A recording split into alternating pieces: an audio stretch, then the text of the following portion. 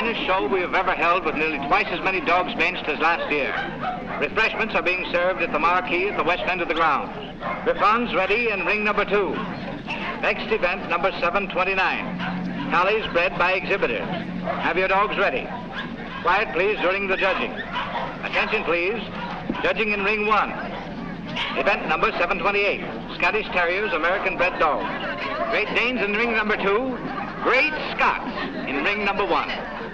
This is number 292, Captain McTavish, shown by the owner, the well-known fancier, Mr. Philo Vance, whose kennel comprises some of the finest campaigners in America. That's fine, I'll smile, please. Cup to your right. That's great. Sorry, boys, but these are not trophies. Hold it. Hold it right there. Thank you. Thank you so much. Mind if we go now? I can stand one dog, but this bedlam is getting on my nerves. Don't be impatient, darling. We'll have plenty of time for dinner.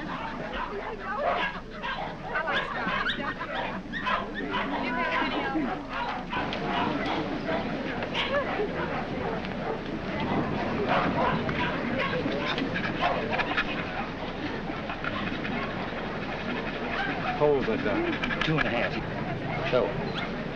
Event number 728. The blue ribbon won by Gillespie of Heatherstone. Dundee Deviler is runner-up, and Midlothian gentleman receives the special. Better luck next time, Mr. Vance. Don't be downhearted, Captain. You're still champion with me. Maybe we'll have better luck in Italy, huh? Tough luck, Vance. I was hoping to have the pleasure of meeting you tomorrow. Oh, thank you very much, Mr. Cole. Perhaps you'll get stiffer competition from Sir Thomas MacDonald. Perhaps. Want to borrow Misty Morn for a second? But, Miss Knight, you know Mr. Hart, you don't want Eamon to bully his dog. Come along and protect him if you like.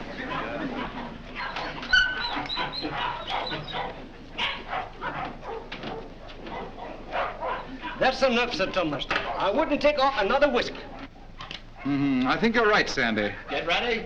Hold it. Thanks. There you are, Gilly, laddie. Hello, Hilda. Hello, Tom. Well, what's the idea? Thought we'd do a little private judging. I don't imagine your uncle would particularly approve of this. I'm sure he wouldn't. Hold him a minute, Sandy. Let's take a good look at him. All right. Come on, I'll see. Wet me a tail.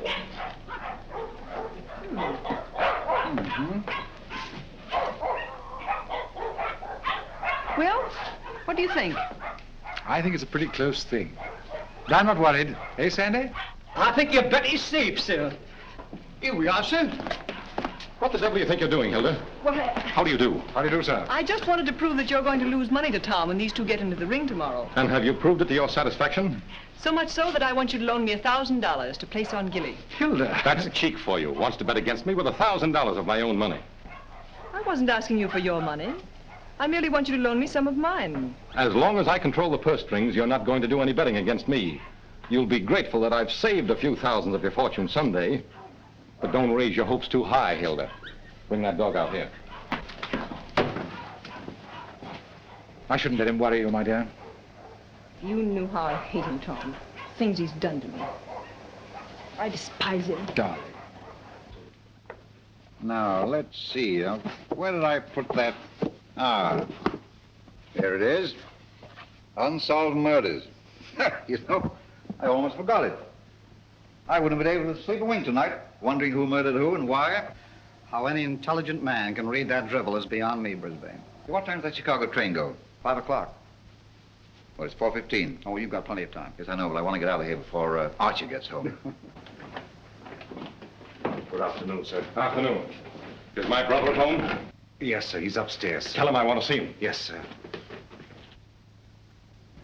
Your taxi's waiting, sir. All right, there's the bag.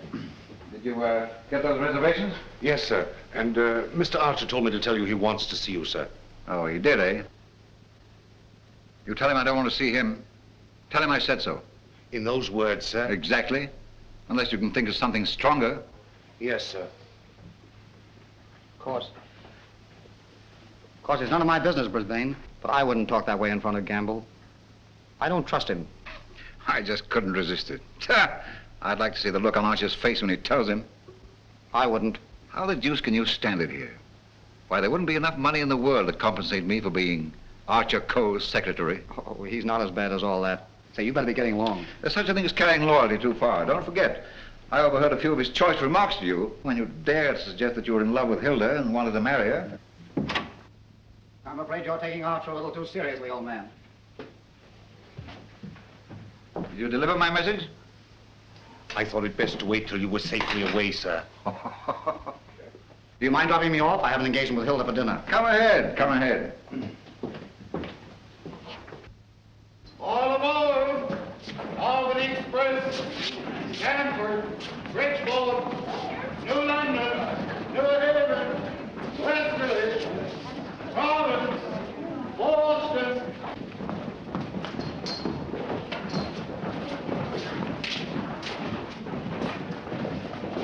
Here is Sir Thomas MacDonald New. What's the matter, Sandy? Something terrible's happened, sir. Gilly's gone. What? And I cannot find him. They've taken him off the bench, sir. Well, he couldn't have got loose.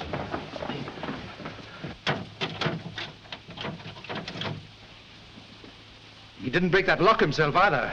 I haven't been away from that dog for 10 minutes all day, sir. I just went into the restaurant to get a wee sandwich, and when I come back, he was gone.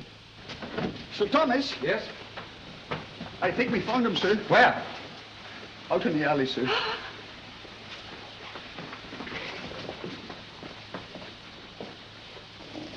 This way, sir. Gilly. He's dead. Oh.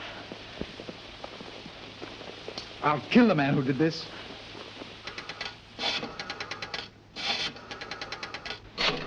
Listen, Tom, you mustn't do anything until you're sure, please. I've got my own ideas.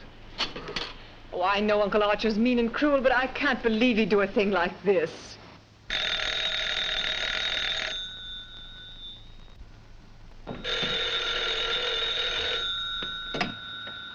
Hello? I'm sorry, but Mr. Archer Coe isn't here. Your dog dead? Oh, I'm terribly sorry.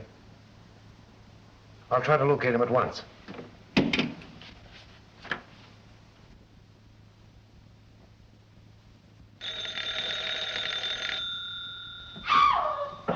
Go away from me, you.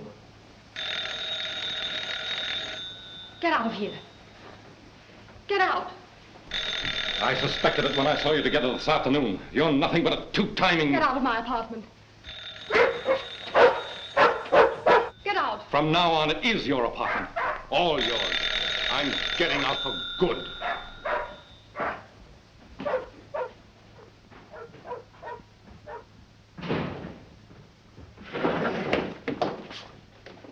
Ah, Mr. Coe.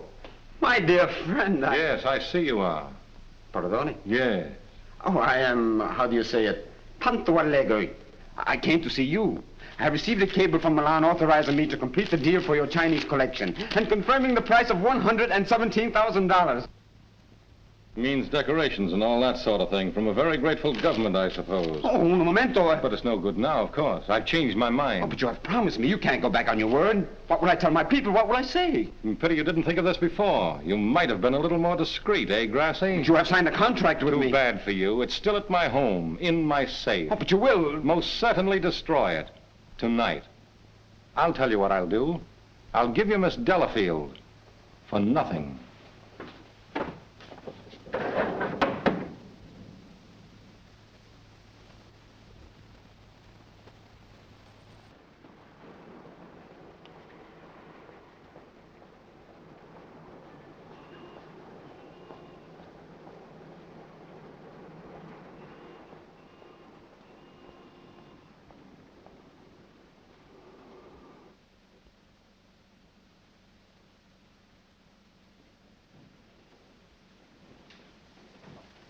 Hey, Liang. At it again, eh? I was led to believe that a cook's place is in the kitchen. The next time I shall... I have been expecting my dismissal, Mr. Cole. We have served our purpose, these priceless treasures and I. I overheard Mr. Reed saying you were preparing to sell this whole collection. You've been listening at the keyhole, have you? You cannot sell them, Mr. Cole. Do you think I would have dishonored my ancestors, perjured my soul, cheated my own countrymen to acquire these for you? Had I not believed that you would reverence them as I do? That's the worst of your race, a pack of mawkish sentimentalists about your ancestors. I don't need you tonight. Go on, get out. I would suggest you consider most carefully before you sell.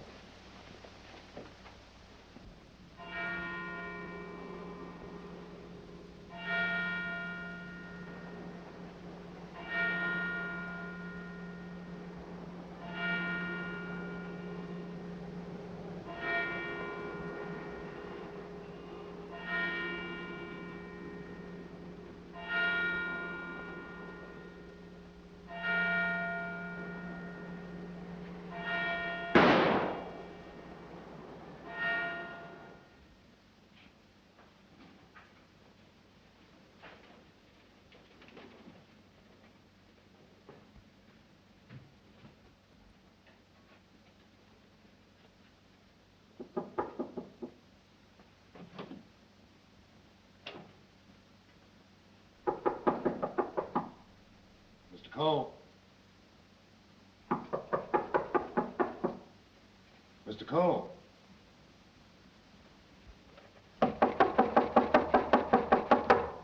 Breakfast, Mr. Cole.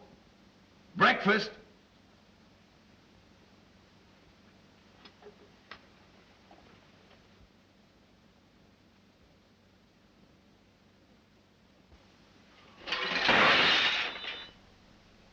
Mr. Reed!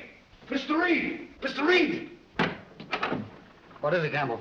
Mr. Cole, Mr. Archer Cole has killed himself. Killed himself? When? How? He's sitting in there like, and the door's bolted. You're positive? Yes, sir. In his bedroom. Phone the police. Yes, sir.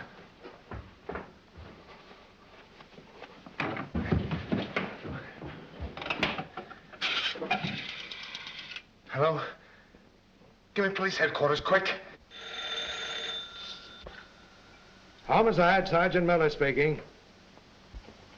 Wait a minute, I don't get you. Take it easy. All right, let me get worse.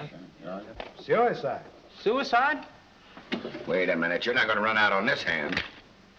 Yep. Who? Archer Cole, 98 East 71st Street. Okay, I got you. Is that it, Sergeant? Yeah. Well, goodbye, Ernest. Sergeant, heed to you, Cub. Kick in with that 6 bits. Oh, relax, will you? This is your case, Sergeant. You better get the boys out. 98 71st Street? That's right. All right, come on, Snip. Tell Dr. Amos to hurry right out to 98 East 71st Street. Did you say east, Sergeant? East, yes. I got it. Daily Mail? Give me a city desk. Calling car 18, car 18. Oh, times? Charlie Adler. 98 East 71st Street. Last night, Archer Cole committed suicide. Proceed immediately and call your station for instruction.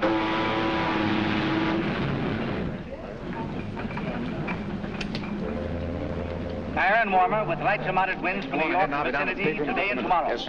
And now for the latest news flashes. Archer Cole, the well-known sportsman and collector, committed suicide last night at his home, 98 East 71st Street. His body was discovered by the butler at 8 this morning when he took up a breakfast tray. No reason has been advanced for this action as Mr. Cole was in excellent health and had no financial trouble. No news has been received from the crew of the Is the land phone still connected? Yes, sir. But it will be disconnected in about 2 minutes, sir. I see.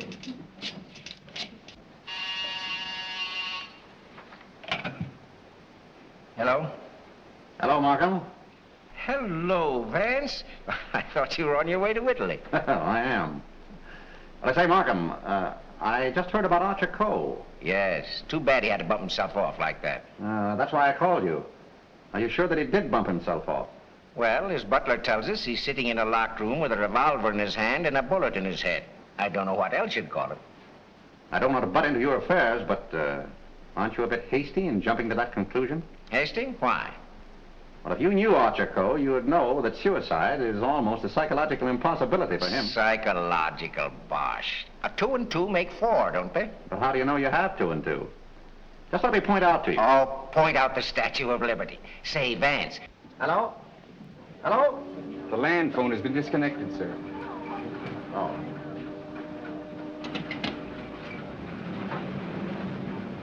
Will you have my luggage brought up? Yes, sir. Steward, just have them send it ashore. I've decided not to sail. Sir?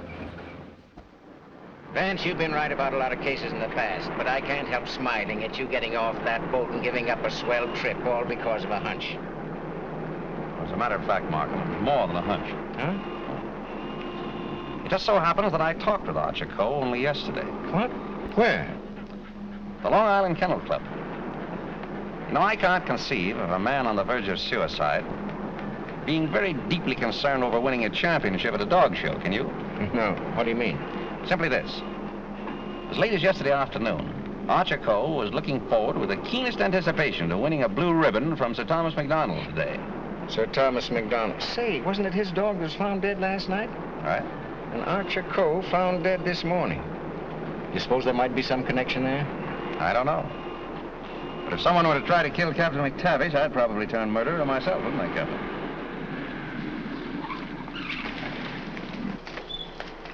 Hello, Mr. Markham. I got your message to hold everything up. What's the idea? Hello, Mr. Van. Good morning, Sergeant. Well, it's been a long time. Several years. I might have known it would be you, the world's champion troubleshooter. Come on, boys. Come inside.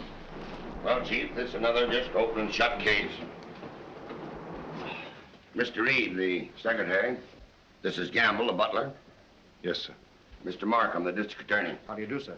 And, Mr. Vance. How do you do? How do you do? Everything just as it was? Well, they said they haven't touched anything. We thought it best to leave everything intact, sir.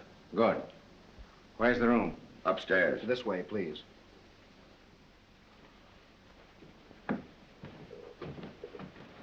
You've been in Mr. Coe's service long?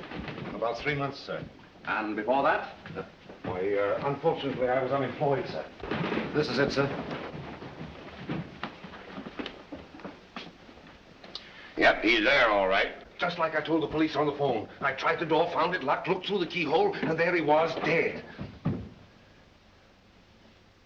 I think this is a job for you, Sergeant. Certainly, Mr. Vance.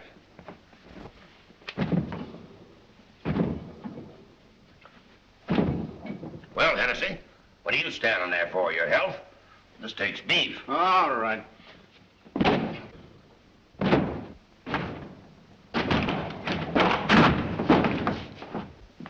Congratulations, Sergeant. What is this, a bedroom or a museum? More junk here than a Chinese josh house.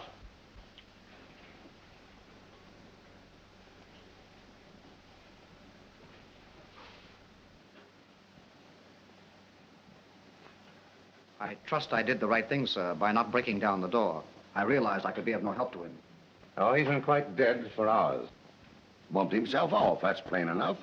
Certainly looks that way, Vance. I'm afraid your trip was spoiled for nothing. I think not, Markham. This may prove far more interesting than a trip to Europe.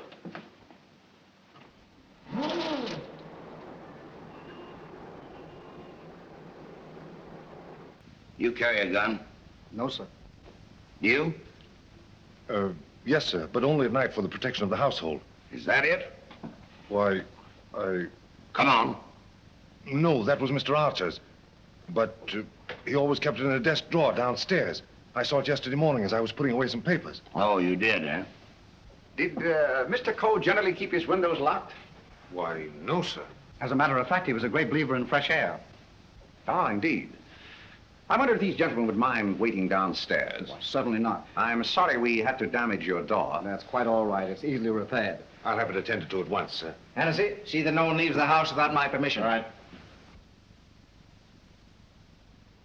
It's as plain as a nose on your face. This guy locked himself in here and blew out his brains. I wish I could agree with you, Sergeant. How the devil could it be anything but suicide? It was all very well for you to theorize before we got here, Vance. But now that you've seen this, and there are no signs of a struggle... And the door bolted on the inside, and no means of entrance to the room... Ah, no other means of entrance. All right, you are, Sergeant. But we can hardly call a second-story window a means of entrance. And nothing here that even a human fly could crawl on. So why should Archer Coe lock his windows? Particularly if he was a fresh air enthusiast. I'm afraid your reasoning is not altogether convincing. Well, perhaps so, but doesn't it strike you as rather odd that a man should suddenly decide to commit suicide while changing from his street clothes to pajamas? Well, why not? A man debating suicide might get partially undressed and walk up and down for hours trying to make up his mind. Yes, he might walk up and down for hours, but not with one shoe half off. No, Markham. Something stopped him as he was removing that shoe. This was supposed to suggest suicide, but someone miscalculated. But you can't get away from that bolted door. I wish I could. The way you figure it out, the man was murdered. As soon as the killer is gone, he gets up, goes and bolts the door, plants himself in a comfortable chair with a loaded gun in his hand to suggest suicide. That's a swell theory.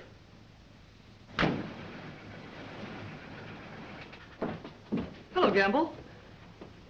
What is this? What's happened? Something terrible has happened, Miss Lake. Hilda. What is it, Raymond? What is it? It's your Uncle Archer, Hilda. He killed himself last night. Where? They're upstairs.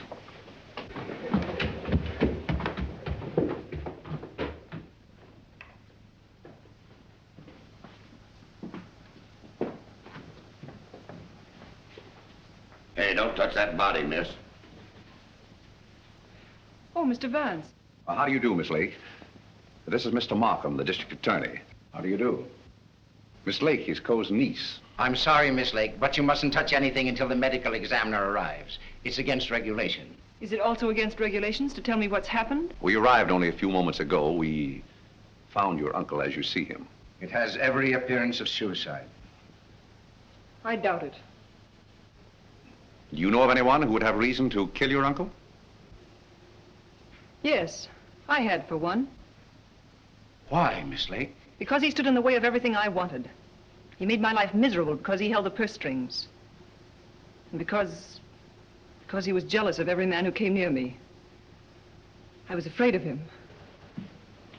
Oh, the horrible nights I've spent in this house. Are we to accept your comments as a confession of murder, Miss Lake? Look here, Markham, that's ridiculous. Please, Raymond. I think I can handle this situation myself. When we found your uncle, Miss Lake, the door was bolted from the inside. Bolted inside? Oh. Maybe he did shoot himself. Can't you make up your mind? Do you know of anyone else who felt as you do about your uncle? Practically everyone he came in contact with. He was ruthless. He wanted his own way in everything. I imagine there are plenty of Chinese who will be glad to know that his collecting days are over. Ask our cook. I shall. Can you think of anyone else? Well, Uncle Brisbane shared my feelings toward him, I'm sure. Where is this Brisbane guy? Maybe he decided to do something about it. That's impossible. He's on his way to Chicago. He left on the 5 o'clock train yesterday afternoon.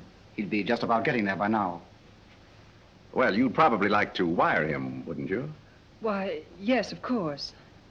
Is that all? For the present, yes.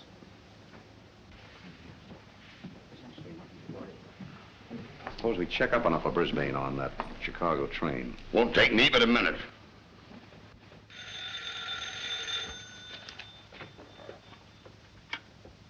Hello? Come on, Simpkin.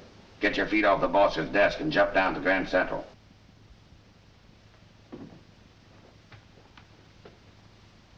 All right, I get you.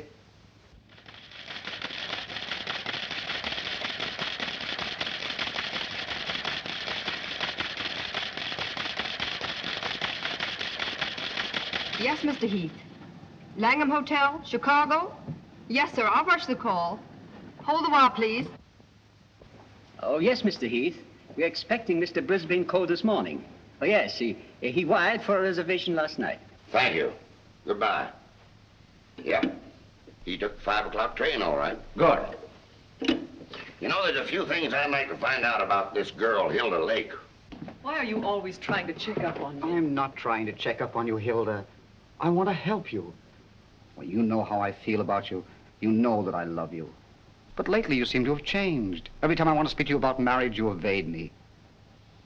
What's on your mind? Oh, nothing, nothing. Raymond, I never said I'd marry you. But I thought that now that I could take you away from here. You might as well know now as later. When all of this is cleared up, I'm going to marry Tom McDonald. Oh. Oh, try to understand, Raymond. I'm sorry. Oh, don't tell me. Come on, don't try to kid us. Quiet. Oh, suicide, my eye. With the DA himself and Vance on the job? It's suicide, and that's that. Oh, come on, have a cigar. It's still suicide. Hey, wait a minute. Are you a reporter? No, I'm Sir Thomas McDonald. I'd like to talk to the officer in charge here. Oh, come on inside. Tom! Why didn't you stay away from here? And leave you to face this thing alone? But you promised me last night you wouldn't come here. Won't you go, please? I can bluff it through.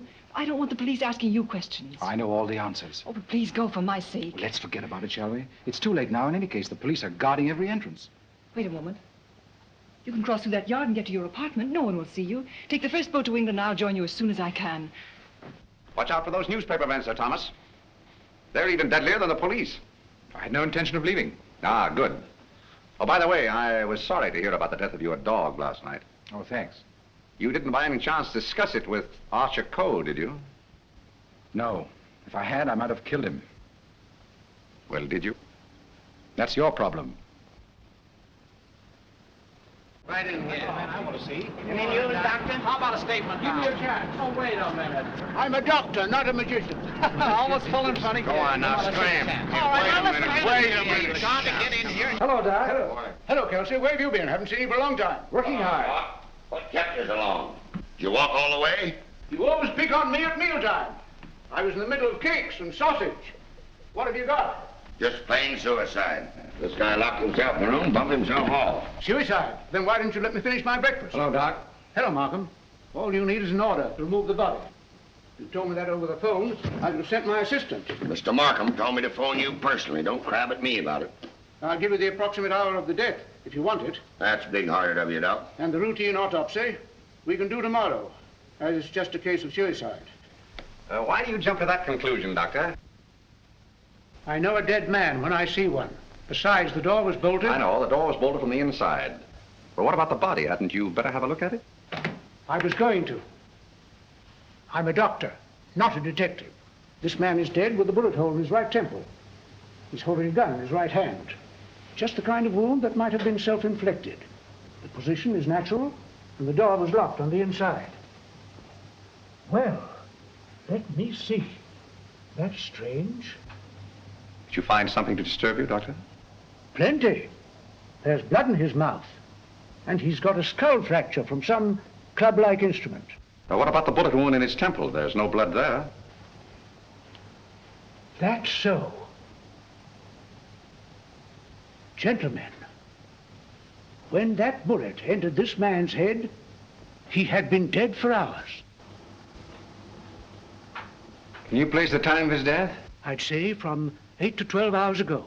Would you say that the revolver was placed in his hand before rigor mortis set in? Yeah. Did he die from the effects of the blow on the head? No. Probably rendered him unconscious for a while, but that wouldn't have killed him. Not powerful enough. The blow didn't kill him, the bullet didn't kill him, and yet he's dead. Suppose we try to find out just what did kill him. Glad you thought of that, Mr. Vance. It's not a bad idea. Perhaps I'd better take another look. All right, boys. Let's pick up these clues before they get mussed up here. Hey, just a minute, Doc, please. Ready? Give me a hand, Sergeant. Help me lift the body over to the bed. Where do you want to put it? All right, boys, the rigor routine. Let's get this body over on the bed. Around the handles, around the body, and the shoulders. Get that neat and fine. All right, Chief. Get a hole. Bring a little black powder. Hey, here they come, boys. Let's get it. All right, let's get it. Lift him easy. Easy. Now then, All right, just a little boy. more that way. All right, That's bad for you, Doc? That's it. There couldn't have been much of a struggle. His hair isn't even mussed. Maybe somebody slugged him and then combed his hair. By George, now I've got it. Stabbed below the left shoulder blade, near the spine. There's no external bleeding. Internal hemorrhage, huh? That's it. What do you think of the suicide theory now, Sergeant? Well, it's slightly complicated for him to shot, slugged, and stabbed himself, particularly in the back. Yes, very complicated. Oh, Markham. Yes. You see, there's no hole in the back of his pajama jacket. So he couldn't have been wearing that when he was stabbed. But get this. There's a hole in the back of his coat and another in his waistcoat, blood-stained. He must have been fully dressed when he was attacked. That lets me out. I finished. I suppose you'll want a quick autopsy. Yes. Get that body down to the morgue as soon as possible. Good day, gentlemen. Good day. Hey, Doc. Yes? Do you think there's any possible chance of that being suicide? What? All right. Just a fair question, big boy. Go on home and get your hotcakes and sausage. You need the strength. Hennessy. Yeah. Hurry up with that dead wire. Right. Any report on that wire? Not yet, Sarge.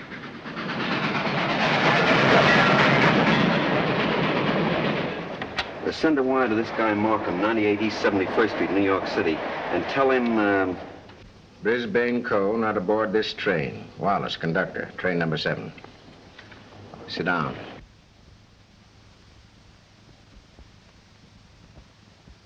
What time did Brisbane Co. leave for Chicago? In time to catch the 5 o'clock train, sir. How do you know he caught the 5 o'clock train?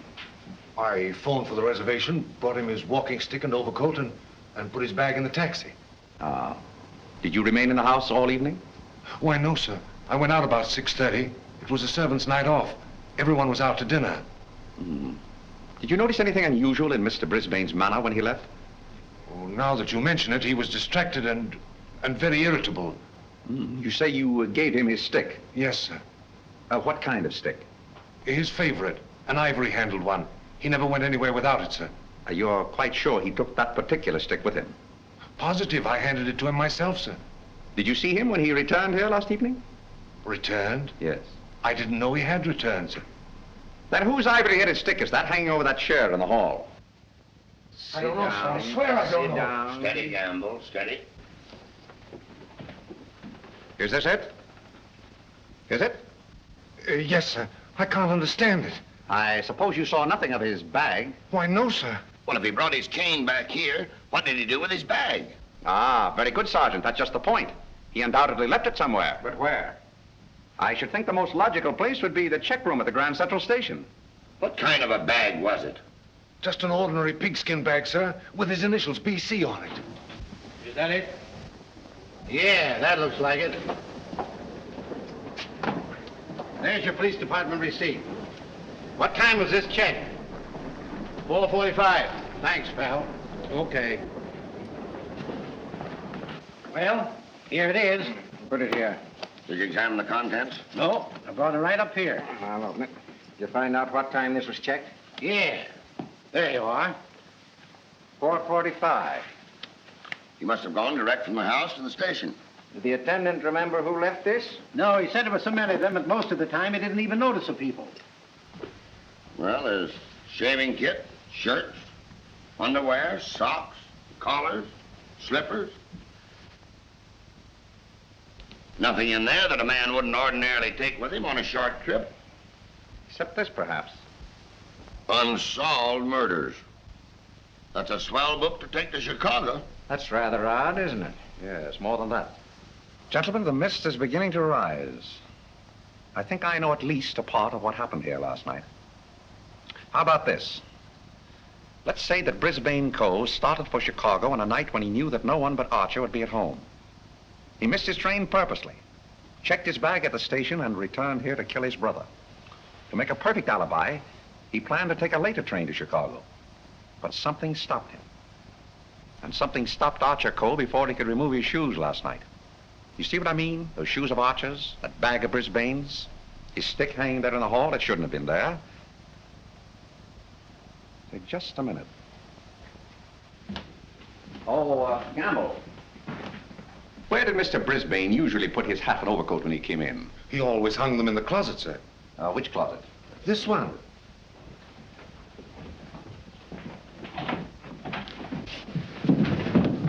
Oh!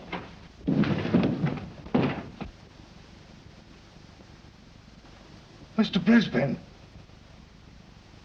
Well, Mr. Vance, where are we now? I should say somewhere in the middle of the Gobi Desert.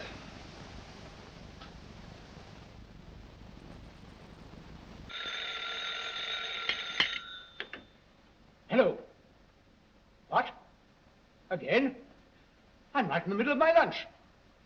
First you interfere with my breakfast, then you ruin my lunch. Don't you boys ever eat? No, I'm on a diet. Oh, all right. Hello. All right, I'll attend to that later. Get me the wagon and the fingerprint gang.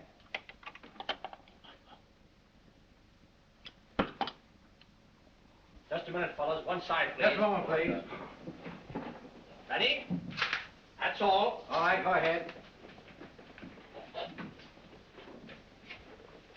Here. He's been dead for hours. And me thinking all the time he was playing possum. Well, there are too many people in the world anyway. Mr. Vance, this is just ordinary junk. I'm afraid so. And I'd rather hope for something important. Which one of the two victims died first, Doctor? Archer Coe, I think. This one a little later. And the weapon? The same, sharp and narrow. Second, tag and list these. I think I better fingerprint everything inside and outside here. Right, Captain. Hennessy. Yes. Look for a sharp, narrow weapon. Right. Found something? Why, it looks like fishing tackle. It's tackle, all right, but not fishing. Markham, we're dealing with a shrewd brain. The technique of this crime was very cleverly worked out. But something went wrong. Sergeant, here's your order for the removal of the body. Thanks, Doc. So long. I want food. Well, nobody's stopping you. And if you've got any more corpses, bring them out now, will you? I can't be running up and down here all day. What do you mean running up and down all day with that swell car the city gave you? Oh. Nothing upsets the doctor.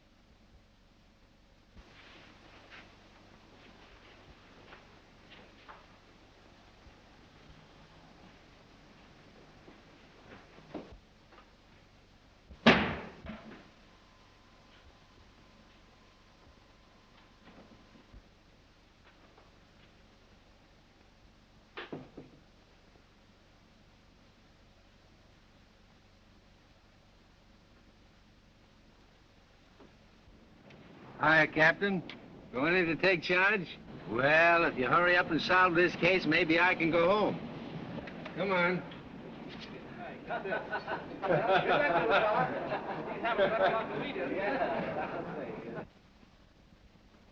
can handle everything if I don't get too much interference. Oh, Markham. Yeah? You're just in time for a demonstration. I think I can show you how Brisbane Coe used this fishing tackle. He started for Chicago merely to provide an alibi. He had other plans in this room. Watch this. Notice the bent pin which is hooked on the bolt handle? This is attached to the string I am now pulling through the keyhole. If you follow the string, you will see that it passes around a pin in the wall. This acts as a pulley, and is also attached to a string passing through the keyhole. You see, the bolt is now being forced into its socket. Upon my word. I now pull the first string through the keyhole, and then the second string. And with it comes the pin, leaving no evidence. Now let me in. It worked? Yes, it worked. Well, that explains that then. Very clever. It could have been done that way, but if Brisbane killed Archer Coe, who killed Brisbane and hung him in the closet? Why did he do it?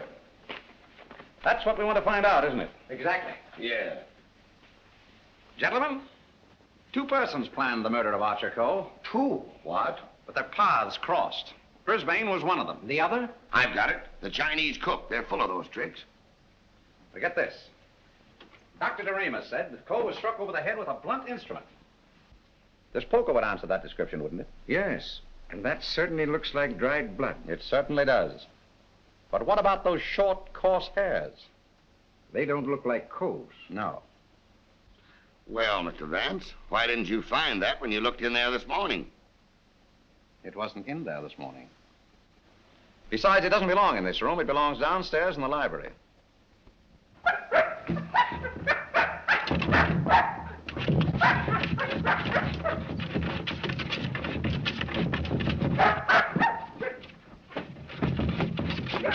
That you, Captain?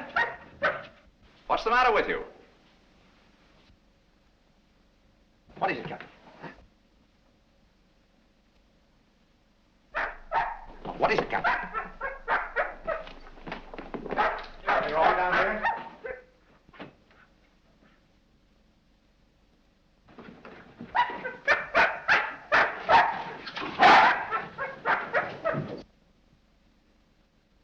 Good boy, Captain.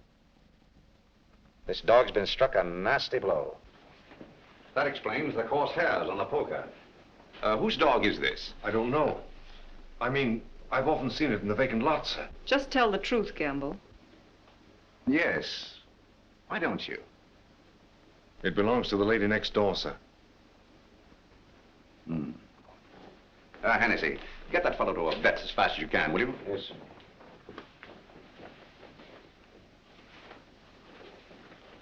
Easy, easy, easy, boy. Easy. Now, Gamble, let's have the name of the lady next door. Doris Delafield. Yes, I'm Miss Delafield. Won't you sit down, gentlemen? Thank you. I'm sorry I didn't win you a trophy at the dog show. You're quite a fancier, aren't you? Yes, somewhat. I'm interested in one of your dogs, the Doberman. You mean Figaro? I wonder if I could have a look at him. I'm terribly sorry. You know, he slipped his leash last night and ran away.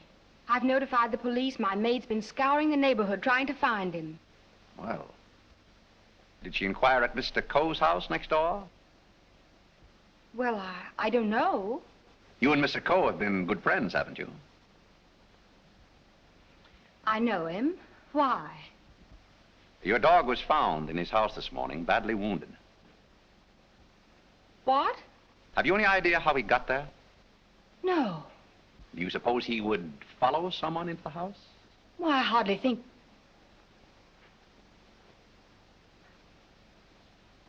Now, what are you driving at? Mr. Archer Coe and his brother were murdered last night.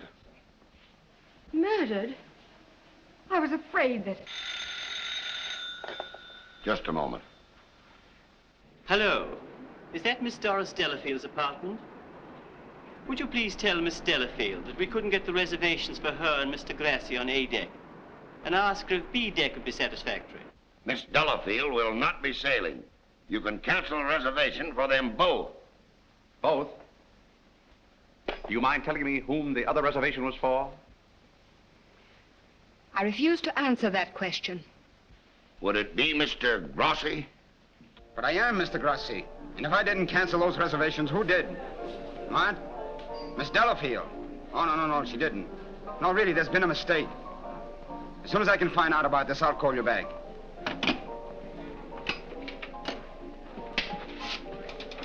I don't think you'll find Miss Delafield at home just now. And as for the cancellation of your steamship reservations, we regret very much that it was necessary. Who are you?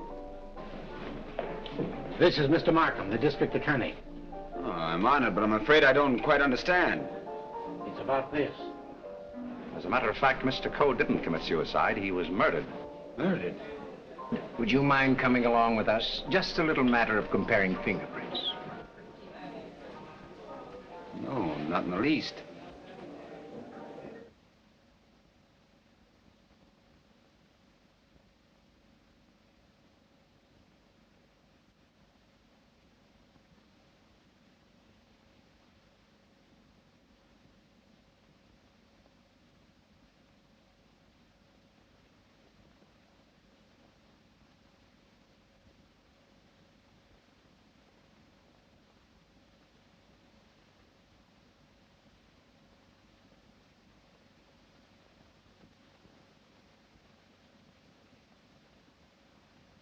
I think that's all. Found anything yet? The one taken from the doorknob is too blurred for identification, but this one is very clear. It appears to be that of Liang, the Chinese cook.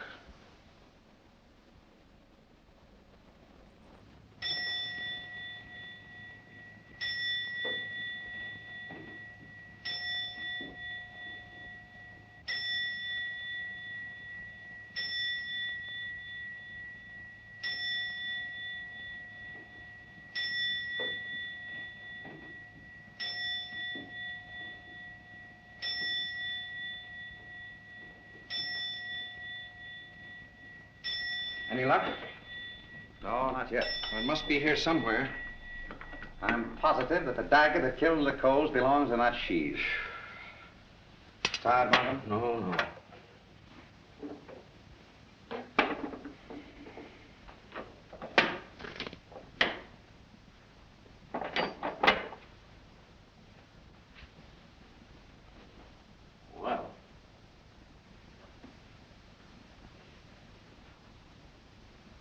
That's strange. What is it?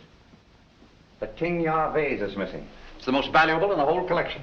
That's all that's left of it. If I'm not mistaken, that's blood. Blood? Markham, I'm coming more and more to the belief that Archer Cole was killed in this room. That poker, this dagger sheath, now these fragments, all here. But, Vance, do you mean to tell me that the dead man walked upstairs? I'm not trying to tell you anything but the facts. It's the most remarkable case in my experience.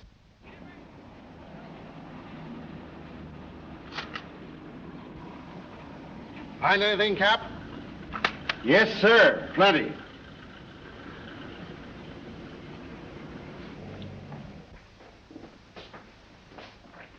Oh, Mr. Reed. Oh, yes, Mr. Vance. Would you step in for a moment, please? Why, certainly. Smoke? No, thanks. Did you notice that the Ting Yao was missing? Missing? Why, it was here yesterday evening. At what time? At about 6:30 or 7 o'clock. I came back to talk to Mr. Cole. About what? Well, as a matter of fact, I wanted to quit my job as his secretary. Oh, you'd been having some difficulties with him? It was rather a personal matter. I wanted his permission to marry Miss Lake. What did he say to that? He ordered me out. You went? Yes. Where? I went to find Miss Lake. I thought she was at the Kennel Club, but I had a puncture on the way, so it was rather late when I got there. She'd already left with Sir Thomas MacDonald. Then I came home and went directly to bed. Did you hear anything or see anything when you came into the house? No. But after I'd been in bed for a while, I heard some noises downstairs. I opened the door and looked down, but it was only Liang, the Chinese cook, coming in. Was he customarily noisy in entering the house? Oh, as a matter of fact, it's the first time I ever heard him come in. Indeed. Well, I think that's all, Mr. Reed. Thank you. Thank you. If there's anything I can do to help, let me know. Quite right. Good night. Good night. I think I'd check up on that Kennel Club alibi. I will. You might have those fragments checked for fingerprints, if you will. Yes. Meanwhile, I'll do a little exploring in the kitchen.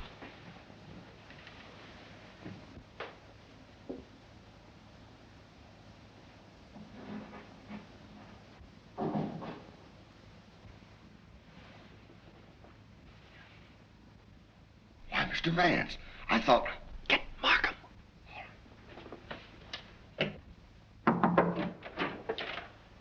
Mr. Liang, I believe.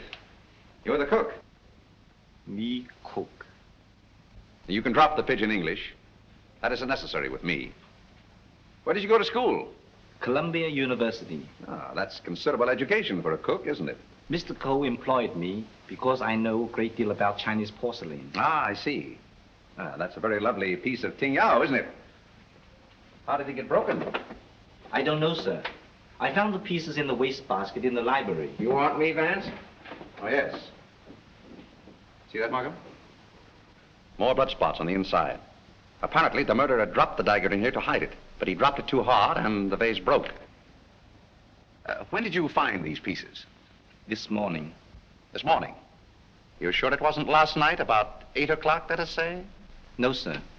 I did not get in until after midnight. I'm sure Mr. Reed or Mr. Gamble will tell you that. What time did you find the poker? The poker? Yes, the poker. The one you hid in the Chinese chest in Mr. Archer's room this afternoon. But I don't know what you mean. Oh, yes, you do. I was behind the door in that room when you hid it. Let me handle this, Mr. Vance. Are you going to talk? Or do I have to make you? Wait. I'll tell you the truth. Well, spit it out. When I returned to my room here about 8 o'clock last night... Ah, I thought so. I heard angry, muffled voices in the library. Then a dull sound as of someone falling. I stood at my door here and listened. Then I heard footsteps cross the kitchen and go out the back door. And then? I walked up the corridor and everything was very quiet. I opened the library door and looked in. The furniture was overturned. The poker was there.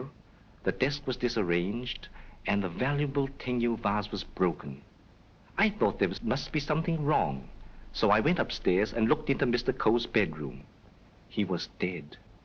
Fearing that I might be suspected, I went back to the library and picked up the broken pieces of the vase, and together with the poker, I took them to my room. And knowing that you were alone in the house, you were afraid you might be suspected. So you hid the weapons and left. Yes, sir. You returned to the house about midnight and purposely made a lot of noise so as to establish your alibi. Is that right? Yes, sir. All right, then. Where'd you put the dagger? I did not find the dagger. Don't give me that. What did you do with it after you stuck it in Archer Coe's back? I've got it, Mr. Markham. Yes? What? Fingerprint on this broken fragment belongs to the Italian, Eduardo Grassi. Well, Mr. Vance, looks like somebody else miscalculated. Yep, it fits. Oh, that doesn't prove anything. What about this?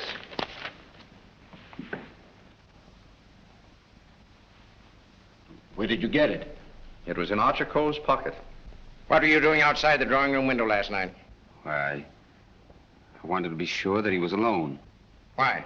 For weeks we had been negotiating for the sale of his collection to the museum at Milan. It meant everything to me. He kept raising the price, but on Monday we came to an understanding. And I cabled the museum that I had succeeded. And last night he turned me down because he saw me with Miss Delafield. Let me explain. Archer was extremely jealous of me. Well, you can't blame him for that. You went there to threaten him, didn't you? Which I had every right to do. I told him I would use any means to make him fulfill his contract. He laughed at me, said that he would smash every piece in his collection before he'd let me have it. So you picked up the poker and did a little smashing on your own account, eh? I did not. Let me have that fragment, will you? Thank you.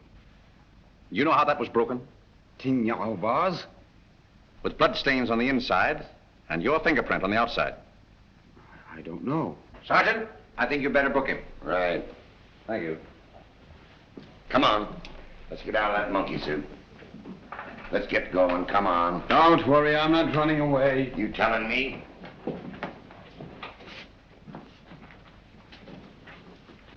I suspected the Italian all along. Exactly. But why should Grassi also stab Brisbane? And what about the Doberman? You see, Markham, we have nearly all the pieces of the puzzle, but none of them seems to fit. Here we are. This isn't it. This is the basement. I know. Come on. I just want to see where this goes.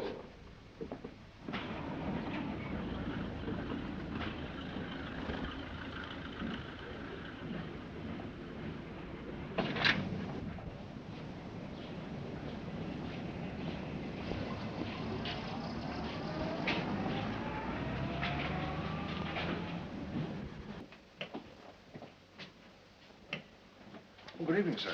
Gamble? By the way, how long have you been using that name? All my life, sir.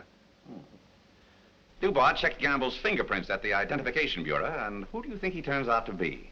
Not Gamble? No. Atlantic Eddie. He used to work the boats on both sides of the ocean. Honestly, Mr. Vance, I haven't turned a trick in 5 years. Oh, that's all right, Eddie. I just wanted to let you know that we're old pals. Sir, someone slipped in the back door and went into one of the front rooms.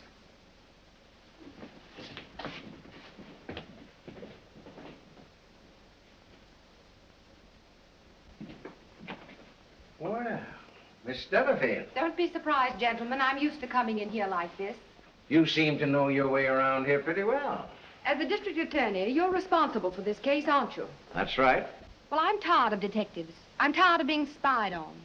All you want to know is who killed Archer Coe, isn't it? Naturally. Well, I did. What? Yes. And there isn't a jury on earth will convict me when they hear my story. You don't believe me, do you? You were wondering this afternoon how my dog, Figaro, could get into this house. Well, he was following me. He was defending me when he was struck. Well, where did you kill Mr. Cole? In his bedroom. What kind of lipstick do you use? Lipstick? What's that got to do with it? Is that yours? Yes, that's mine. While I was struggling with Archer, my bag dropped on the floor and everything spilt out. Won't do, Miss Delafield. It's an old trick. It's not a trick. I didn't realize that you were so fond of Mr. Grassi. Mr. Grassi has nothing to do with it. Take me down to the station. I'll say nothing more until I get an attorney. Help! Help! Help!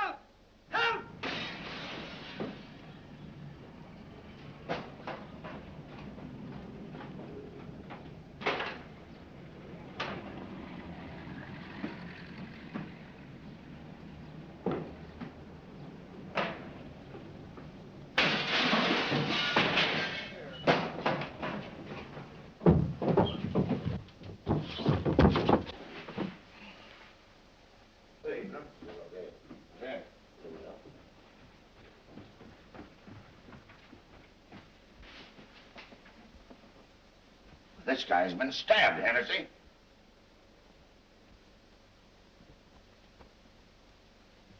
Is this it, Mr. Vance? Yes, that's it. Thank you very much. First you spoil my breakfast. Then you break up my lunch. Now you pull me out of bed in the middle of the night. And this fellow not even dead. Why don't you put that in your report, Doc? Of course, fingerprints would never pick up on that silk handle. But it fits perfectly. Where did you find it, Sergeant? Under the bed. Congratulations. That's all right, Mr. Vance. 3 crimes with the same weapon, Markham. Tom, what is it? What's happened? I don't know, dear. Somebody stabbed me. Is it serious, Doctor? Oh, no. I gave him 3 grains of sodium amytal to quiet his nerves. He'll be all right. I'd like to rent a room here till they finish this case. Poor darling. I wish I hadn't got you mixed up in all this. You shouldn't have come here. Let me see this through alone. Oh, I won't leave you. Can't we get away from here? We leave tomorrow. Together. Well, what do you think about it, Doc? Well, the thrust punctured the median basilic vein and caused a hemorrhage. Could the wound have been self-inflicted, Doctor? I'm the city butcher, not the detective. Don't bother me with any murders after 3 tomorrow. I'm going to the World Series. Hey, Doc, phone me the score between innings, will you? Get these people out of this. What are they waiting for? We just want to ask you a few questions, Sir Thomas. You say that when you were stabbed, you saw nothing, huh? That's right. It was dark. I heard a noise and jumped out of bed. Somebody threw a chair and just missed my head and struck the window. I shouted for help and ran towards the door. Then I felt a sharp pain in my arm as I lost consciousness. Knife by a ghost. That's a hot one. I think he done it himself. How dare you say? That's not fair. Do you know anything about that? Where'd you find it? Under your bed. I never saw it before. Yeah. Like I never saw a pair of handcuffs. You've no right to question him now in this condition. Rather funny.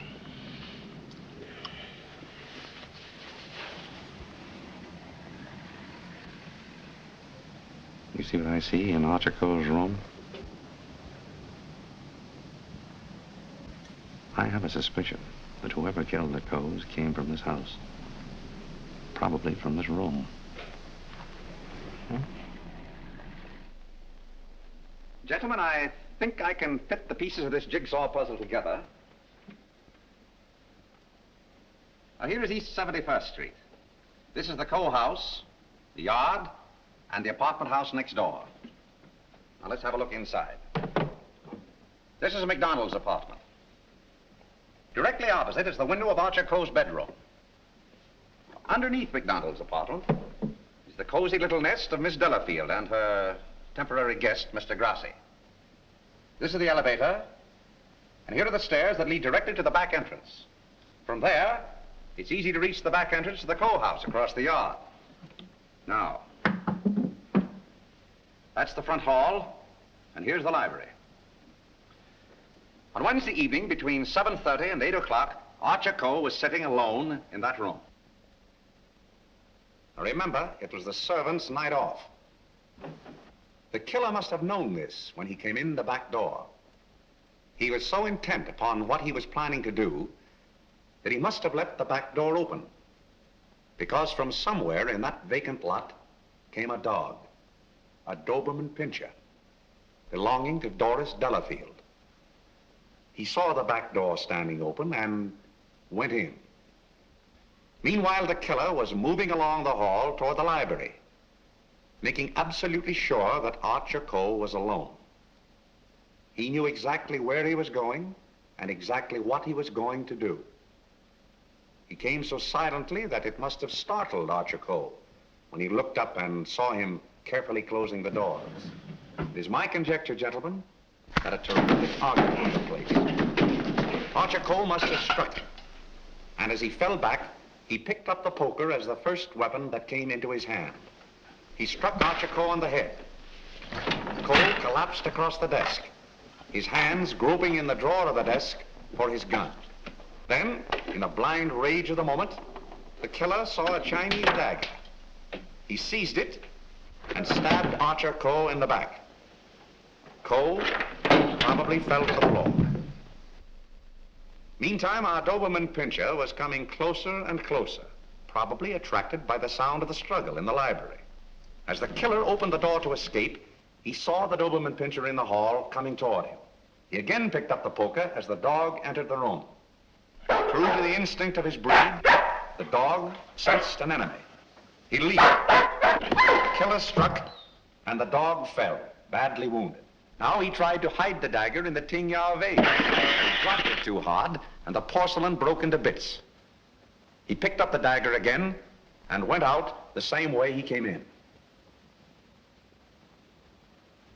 Meanwhile, Coe slowly regained consciousness and pulled himself to his feet.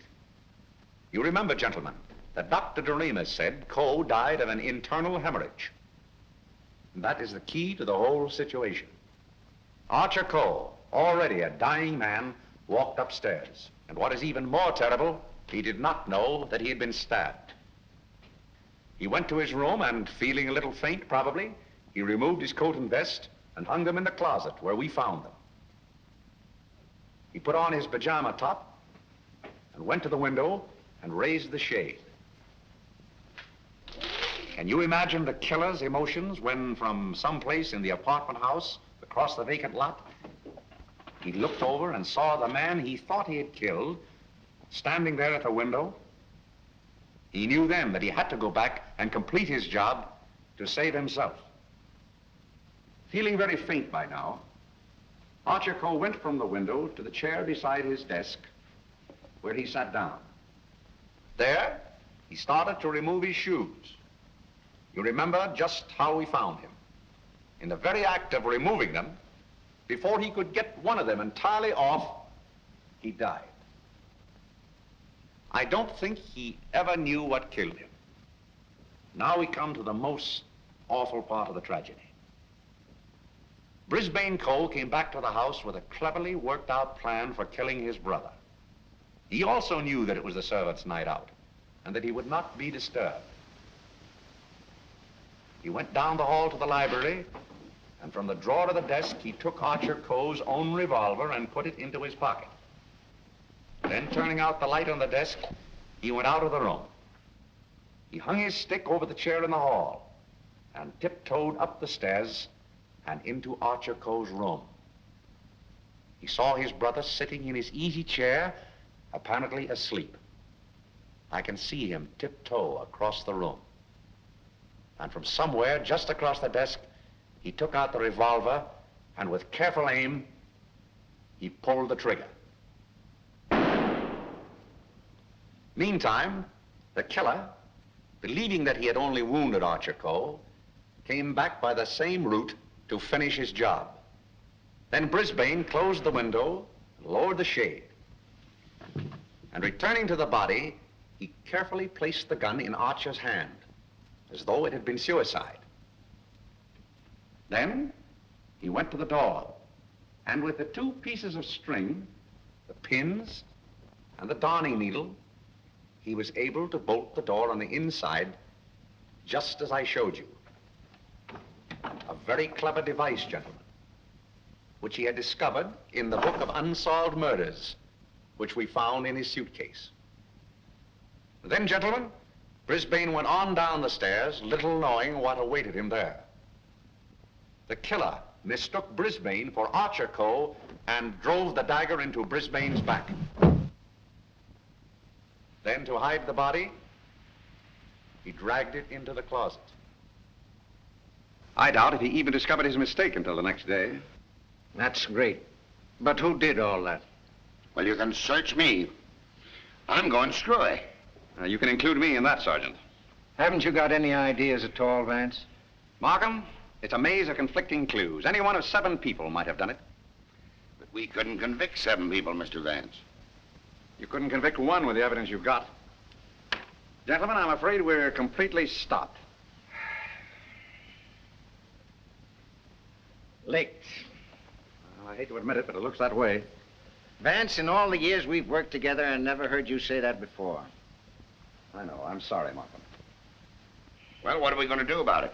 I don't know. Are you sure you checked up on all the alibis? Every one of them. And you've gone over the fingerprint situation with your boy? Yes, sir. Well, we've slipped up somewhere, Sergeant. But there must be something that we can get our teeth into.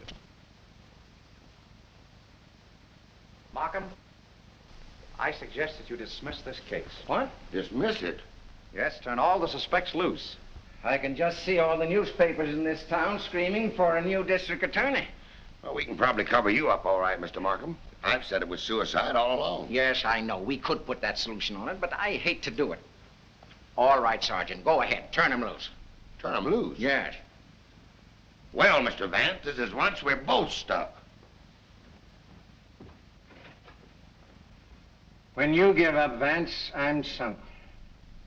Oh, I haven't given up. I have another idea. What? If it works, I'll have your killer for you in half an hour. I'm going to arrange a little meeting with him now. What? But you let me dismiss all the suspects. Yeah, that's just what I wanted you to do.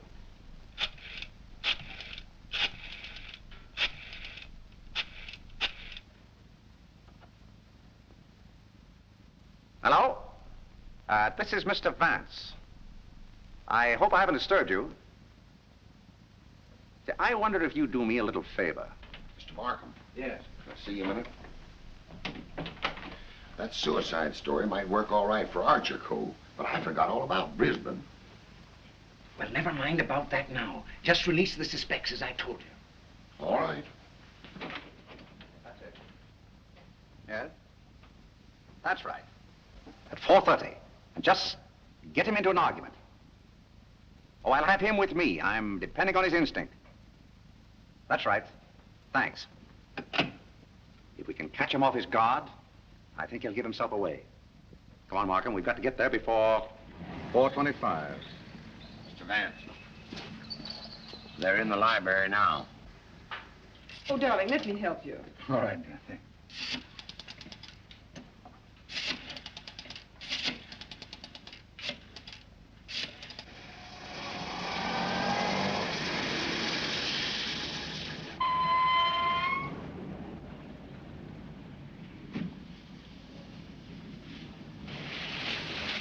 Well, it's the first time we've used bloodhounds in police work since I wore high-button shoes. And red flannel underwear? Oh, I always wear red flannel underwear. So do I. I want your bridal suite on the Coronia. They're sailing at midnight. That's right. Thank you. Sailing at midnight. Lady MacDonald. Is it the title that dazzles you so much?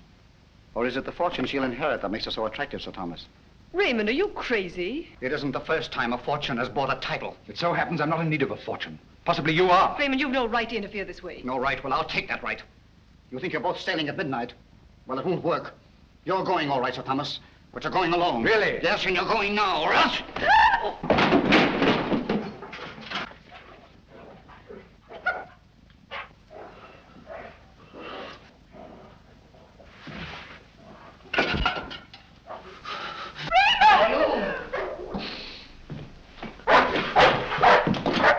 Ah, the poker again, huh?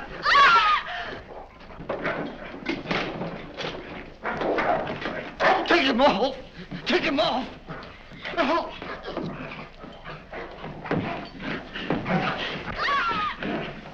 Take him off, will you? Will you take him off? Help!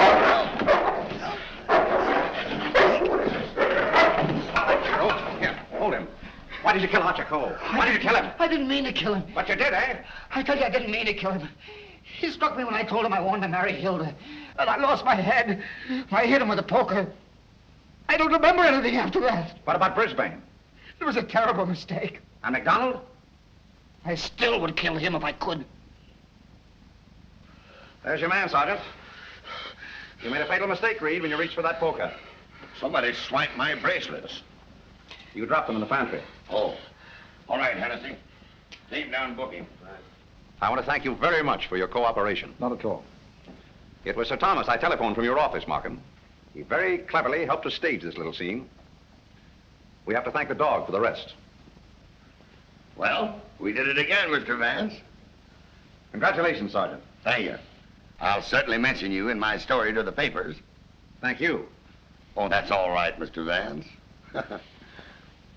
Ha.